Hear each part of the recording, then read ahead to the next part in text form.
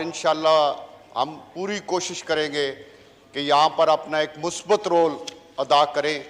और जो कोई हमें खामी नज़र आएगी वो यहाँ पे हाउस के अंदर भी वज़ीर-ए-आज़म साहब के इल्म में लाएंगे और कोशिश करेंगे कि इस हुकूमत को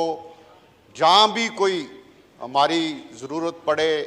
जहाँ किसी चीज़ की निशानदेही की ज़रूरत पड़े तो वो हम निशानदेही ज़रूर करेंगे, लेकिन इंशाल्लाह हमारा एक मुस्बत रोल होगा। और हम ये चाहते हैं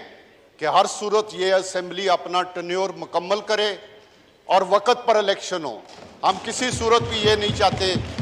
कि कोई साजिश करके या किसी फितने के ज़रिए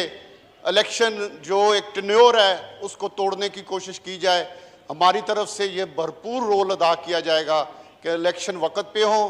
ताकि